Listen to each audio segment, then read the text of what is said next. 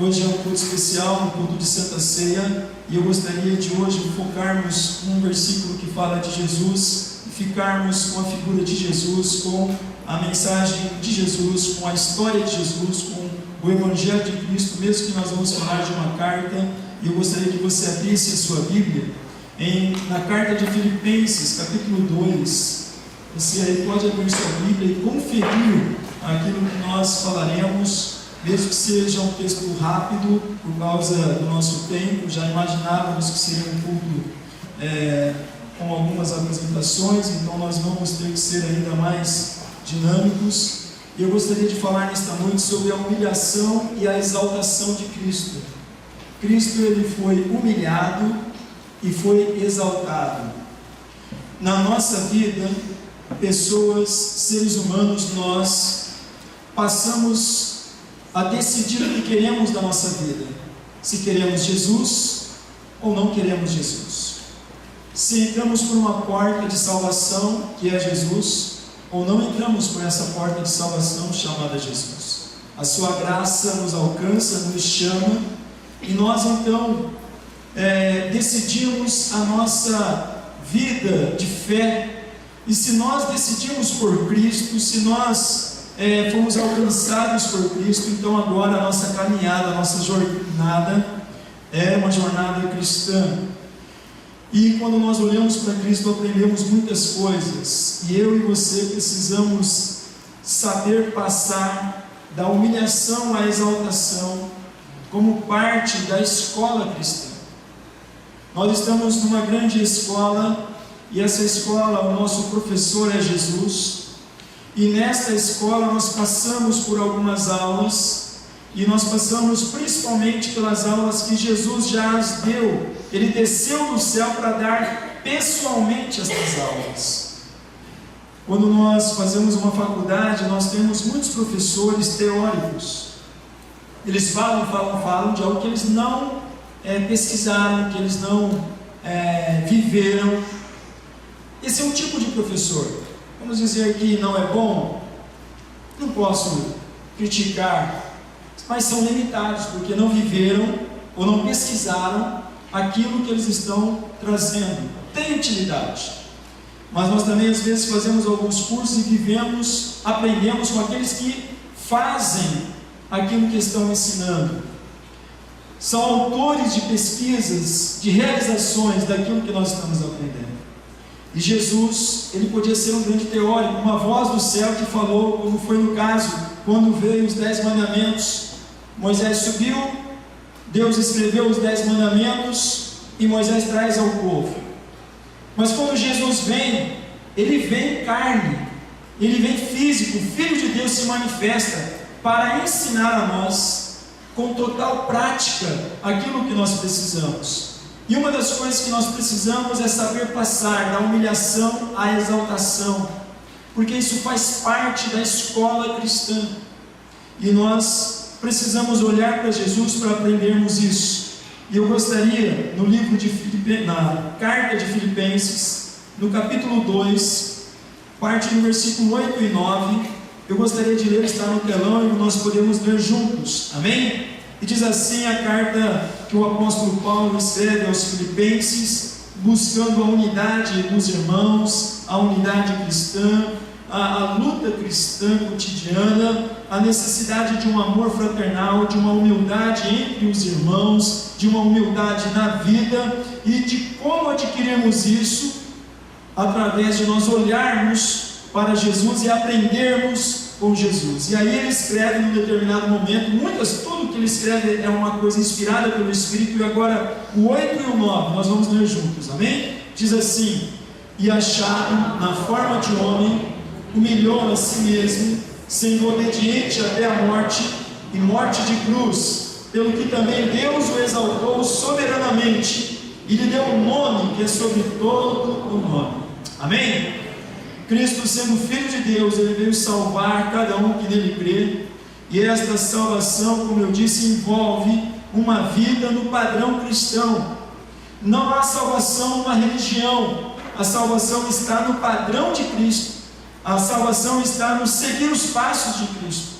A salvação não está numa religião, a salvação não está numa dogmática, a salvação não está num livro de regras, a salvação está em imitar Jesus Cristo. Por isso que ele diz: eu sou o caminho que vocês têm que andar. Eu sou o caminho. Quando nós já falamos do foco total em Jesus, algumas mensagens atrás, e o padrão cristão é imitar Jesus, sermos seguidores de Cristo, como temos ouvido aqui. E nesse caminho nós temos que buscar maturidade cristã.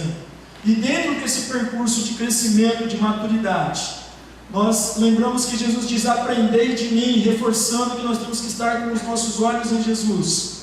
Nós aprendemos que Ele, mesmo sendo Deus, se tornou homem e teve humildade e sofreu humilhações e obedeceu ao Pai até a morte, e morte de cruz. E quando Ele assim realiza a sua obra, Deus o exalta, e o nome dele é sobre todo nome. Aleluia! Se há algum problema na vida, se há alguma obra maligna, você pode falar todos os nomes da terra, mas só o nome de Jesus é que vai resolver o problema. Então é o nome de Jesus que é o nome sobre todo nome, porque Ele foi exaltado, Ele se humilhou e foi exaltado. E eu resumo 3 observações: que Ele veio com toda a humildade. Se você olha para Jesus, no nascimento, na sua criação, ali, infância, adolescência, juventude e a sua fase adulta, como homem, por volta dos seus 30 anos, quando começa o ministério, e a sua base revelam, confirmam a humildade de Cristo, porque Ele nasceu aonde? Ele nasceu em Belém, como dizia a palavra de Deus. Olhem para mim, Belém era uma cidade pequena e considerada insignificante.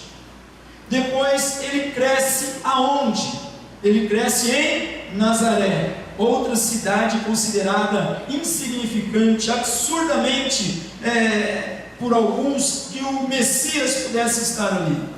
E depois a sua base, o seu centro de treinamento principal, apesar dele caminhar pela Judéia, caminhar ali por Samaria, a sua base principal era a Galileia, que era chamada Galileia dos perdidos, a Galileia dos gentios, a Galileia dos qualquer um. Jesus viveu dentro desse quadro de total humildade, e Ele teve um plano perfeito no tempo do Pai. Havia um plano perfeito, mas esse plano ele devia ser cumprido no tempo do Pai. E Jesus nem antecipou e nem retardou esse plano. Lembra que Jesus, aos 12 anos, estava no templo, e Ele conversava com os principais ali, doutores da lei, mas Ele não começa o ministério ali. A palavra de Deus lá em Lucas 3:23 diz: lá pelos seus 30 anos, por volta dos seus 30 anos, Jesus vai ao Jordão, não onde hoje as pessoas vão se batizar quando vão a Jerusalém, não, um pouquinho mais para baixo. Ele vai ao Jordão, encontra João que estava pregando no Jordão, e na mesma região ali que havia acontecido obras incríveis, João estava ali batizando, e vai Jesus ali para ser batizado, para mostrar que nós temos que ser batizados, e batizados quando nós podemos crer e decidir a nossa fé, não quando nós não temos condição de decidir. E ali então Jesus vive, age, realiza tudo no tempo certo, sem antecipar e sem retardar. E Ele também passou da humilhação à exaltação, de servo sofredor a Rei dos reis e Senhor dos senhores. A humilhação, irmãos, ela faz parte da vida. A humilhação faz parte da vida. Eu sei que o nosso ordenamento jurídico estabelece que a humilhação, quando ela atinge, é provocada por alguém injustamente e atinge o profundo, o sentimento da pessoa. Esta pessoa tem até o direito de processar a outra pessoa para pedir um ressarcimento por dano moral por aquilo que ele passou. Não é esta humilhação que eu estou agora querendo dizer, mas humilhações que nós passamos na vida. Às vezes um adolescente é humilhado porque alguma coisa no seu corpo é ridicularizado por outros. Uma menina pode ser ridicularizada, um menino pode ser ridicularizado. Às vezes um homem é humilhado, uma mulher é humilhada por uma outra pessoa. Passamos por vários tipos de humilhação, e na vida isso acontece mesmo, e na vida cristã também acontece. E a palavra de Deus diz que nós temos que lembrar que Jesus passou por tudo isso, e Ele venceu as lutas das humilhações, e Ele nos mostra que nós podemos transformar as nossas humilhações em boas escolas para a nossa própria superação, para a glória dEle, para o louvor dEle. Faça uma fonte de arquivo todas as humilhações que você possa passar, não para se vingar de uma pessoa que te humilha, mas para você lembrar que um dia o Senhor vai exaltar a sua vida pela humilhação que por causa de Cristo ou por uma causa justa você esteja passando. Eu não sei se você já passou, mas se você não passou, você pode passar por isso, e você tem que estar preparado para isso. Humilhações existem, porque existiram com Jesus, mas Ele foi exaltado, e você, se estiver preparado, também será exaltado, não como filho de Deus, não com a glória do Cordeiro de Deus, porque esta só pertence a Ele, mas você será levantado, exaltado pelo Senhor, para que você não permaneça envergonhado. Amém? E nós vivemos nesta escola da vida, nesta escola cristã, nós vivemos alguns estágios, e a pergunta que eu faço é: qual o estágio da sua vida hoje? Há pessoas que hoje estão para baixo, foram humilhadas, estão sentindo humilhadas, estão sentindo para baixo, estão sentindo arrasadas. Jesus passou por tudo isso e Ele quer nos ensinar. Mas talvez tenha alguém aqui hoje que fala assim: pastor, a minha autoestima é super equilibrada, eu não tenho nada de humilhação na minha vida, e eu não estou sofrendo por nada. Então eu quero dizer a você que é uma pessoa maravilhosa, super equilibrada, sua autoestima está muito bem. A Bíblia diz assim: aquele que está super equilibrado, olhe, não caia, cuide-se. Jesus fala: vigie e ore, porque como nós aprendemos semana passada, o vendaval vem para todas as pessoas, e aí você pode viver então uma vida leve, uma vida que quase não tem luta, tribulação, angústia. Isso é muito bom, e desejo que isso possa prosseguir anos e anos na sua vida, mas há um alerta, e o alerta é que coisas que às vezes nós não queremos pode acontecer na nossa vida, inclusive uma humilhação, uma coisa que nos deixa para baixo, uma coisa que nos atinge, uma coisa que nos abala. Talvez o seu estágio seja um estágio misto. Você sofre os baques, é humilhado, é humilhada, mas você também sorri, você também supera isso. Isso é muito bom. É um estágio, vamos dizer, misto. Mas talvez você pode estar num estágio difícil, que é quando entra numa luta, ela malemar acaba, já inicia outra luta, e você já sabe que assim que terminar essa, já tem outra na porta querendo entrar. Talvez o estágio da sua vida seja esse, um estágio difícil, um estágio de arraso, de deserto, de tristeza, de angústia. Lembre-se que aqueles que estudam de forma mais profunda a Bíblia, eles relatam os anos de Jesus. E quando nós vamos estudar a história do Evangelho, nós vamos estudar a história de Jesus, alguns dizem assim, os anos da popularidade de Jesus. E quando a gente começa a ler o Evangelho de Marcos, a gente já começa, Jesus já está turbinado. Ele começa sarando, curando, multidão vem, pessoas vêm atrás dele e querem estar com ele. Marcos revela no começo os anos da popularidade de Jesus, ele está no topo. Mas depois, quando a gente, como hoje, como essa semana lemos o Evangelho de João, vem os anos das oposições, dos questionamentos. Ele multiplica o pão, o peixe, todo mundo, esse é um verdadeiro profeta, até nos abastece de alimento. De repente ele fala assim: vocês estão me buscando só pelo pão? Eu sou o pão vivo que desceu do céu. Vocês terão que comer a minha carne e beber o meu sangue. Aí todo mundo começa já a questionar: ele é louco? O que ele está falando? O que ele está pensando. E depois vem outro estágio na vida de Jesus. Ele entra em Jerusalém, Hosana, Hosana, Hosana o que vem, em nome do Senhor. Eles tiram as suas capas, eles tiram os galhos de palmeiras e passa ali Jesus. Mas logo depois, crucifica-o, crucifica-o, crucifica-o. Jesus ou Barrabás?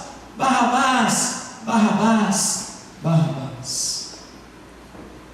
A vida de Jesus é a maior escola de vida.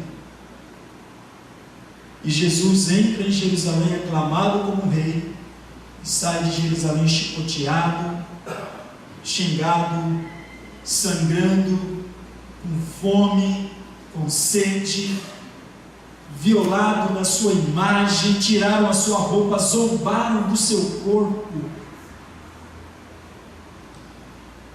zombaram do Mestre, que há poucos instantes antes estava no auge. A nossa vida, irmãos, ela traz estágios que são fáceis, mas traz estágios que não são fáceis. E muitas pessoas estão querendo viver apenas os estágios da aclamação, do elogio, do louvor, das boas notícias, das boas referências. E aí não se preparam para os momentos de humilhação que você pode passar. E aí alguns se deprimem, alguns entram na caverna, alguns se fecham e alguns até mesmo abandonam a fé. Mas não faça isso, irmãos, porque quando eu digo estágio, nós temos que lembrar que aqueles que estão estudando na escola, na faculdade, eles fazem os seus estágios. E ele não vai passar apenas pela prova que ele escreveu, ele vai passar pela avaliação do seu estágio. Onde ele foi fazer estágio, vai vir um relatório, vai dizer ok, ou vai dizer péssimo, ele não serve, porque foi reprovado no estágio. Meu irmão, minha irmã, você está aqui hoje à noite para que você seja aprovado no estágio que você está vivendo e não reprovado. Tem um acusador que quer reprovar, acabar com a sua vida, mas tem um Senhor que está pronto para te dar aulas de reforço, para te ajudar, para que você não seja reprovado no seu estágio do momento. Jesus nos ensina, irmãos, a não sermos reprovados. Em tudo foi humilhado, mas depois em tudo foi exaltado, porque ele obedeceu e obedeceu até a morte. Deus tem um plano perfeito para cada um de nós. Deus quer algo bom para nós. A palavra de Deus diz que os planos de Deus são planos de paz, são planos de vitória, são planos de bênção, irmãos. Só que nós temos que olhar para Jesus, que amou até a morte, que serviu até a morte. A palavra de Deus diz: e Jesus, tendo amado, amou até a morte, amou até a cruz, amou até o fim, amou até os últimos momentos, até as últimas gotas de sangue, até as últimas oportunidades de falar, até que ele diz: Pai, está consumado. Ele nos amou, ele continua nos amando, e quer que nós assim façamos. E ele fará o que nós precisamos, se nós entregarmos de verdade a nossa vida, as nossas sensações, nossas emoções, nossos pensamentos, nossa força, tudo que nós somos, entregarmos a Ele. Agora nunca se esqueça que nós temos o tempo de Deus e o tempo do homem. E a pergunta que eu faço é: qual é o seu tempo? Qual é o seu tempo, querido? Jesus nasceu, Jesus cresceu, mas antes de Lucas 3,23, ele não adiantou o tempo da salvação. Talvez você está adiantando coisas que não devem ser adiantadas, ou talvez você está atrasando coisas que não podem ser atrasadas. Aqueles que adiantam coisas têm consequências ruins, e aqueles que atrasam também têm coisas ruins. Eu gostaria que você procurasse ver se você está no tempo de Deus, na hora de Deus. Porque nós precisamos estar, irmãos, vivermos no tempo de Deus, na hora de Deus, ouvirmos a voz de Deus, falarmos com Deus, regularmos o nosso relógio no relógio de Deus, olharmos não para o relógio da parede, mas olharmos para o relógio de Deus, e o relógio de Deus é esse daqui, e regularmos a nossa vida por esse relógio. Como que eu estou? Será que eu não estou atrasado para servir a Deus, para seguir a Deus, para obedecer a Deus? Será que eu não estou querendo adiantar algumas coisas? Jovens, não adiantem as suas vidas. Adiantar coisas da vida traz problemas. Jesus foi o tempo perfeito. Jesus fez tudo de forma perfeita. E às vezes, irmãos, você entra em sofrimentos que são desnecessários. Mas Jesus quer que você hoje regule o seu relógio, não esse relógio lindo que você tem, ou lindo como esse e outro que eu ganhei. Eu ganhei 2 relógios, eu nem sei o que eu vou fazer, para usar 2 relógios, mas, não sei se eu ponho os 2 para vir na igreja. Eu ganhei 2 relógios, um de um irmão, um de uma irmã, mas não é esse relógio, por mais lindo que seja.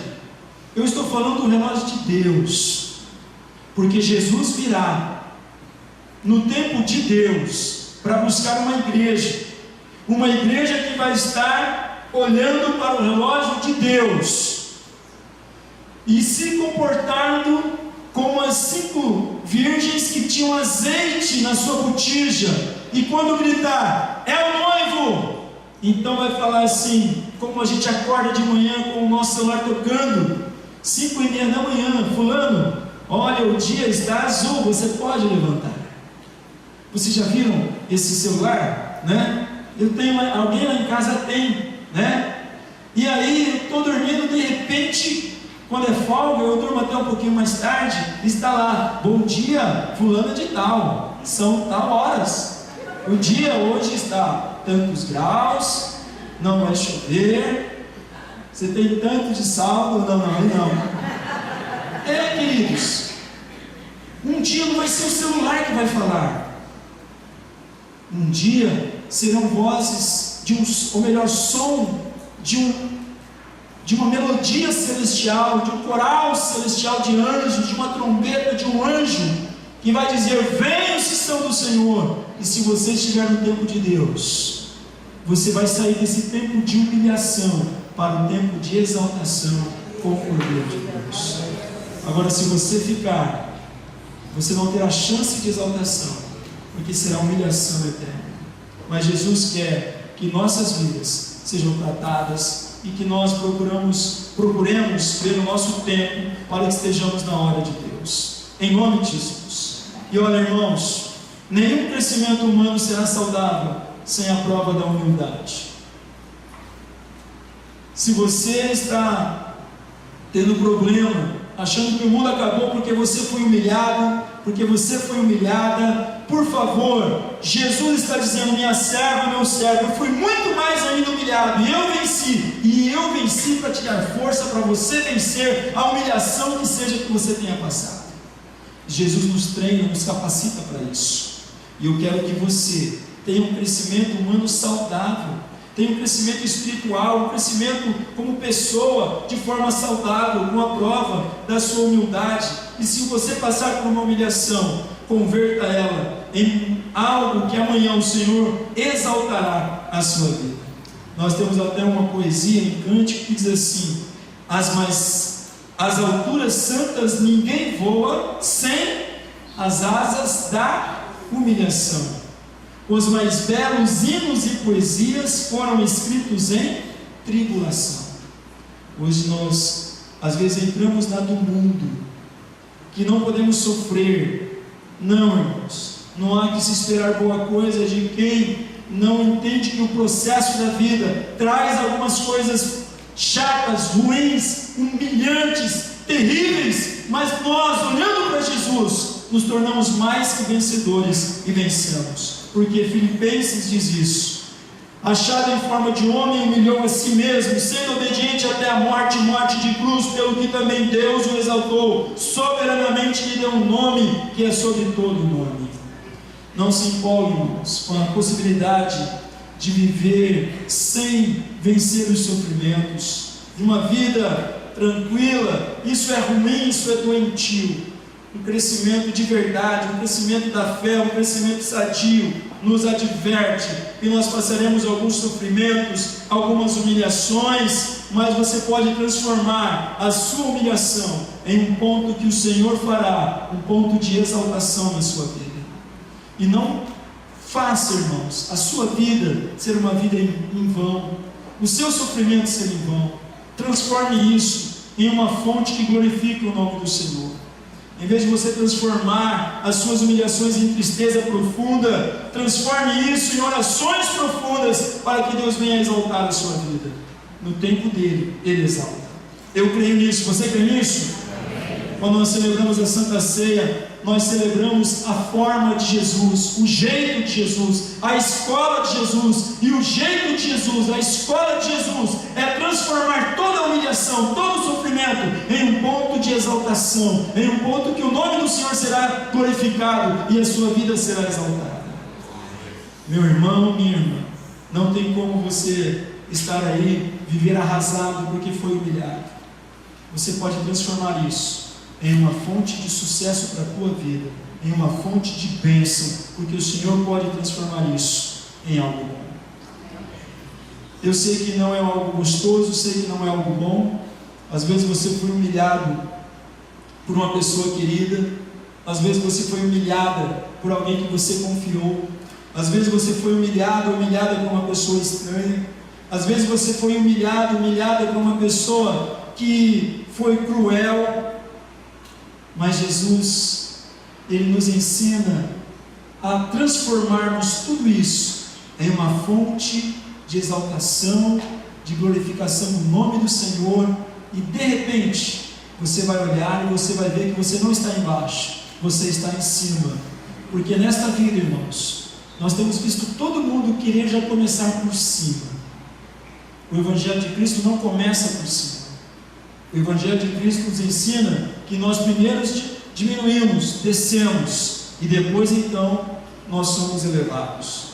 Quando Jesus chega a João, ele é ali batizado, João fala, mas eu não sou digno nem de tocar nas alparcas dele.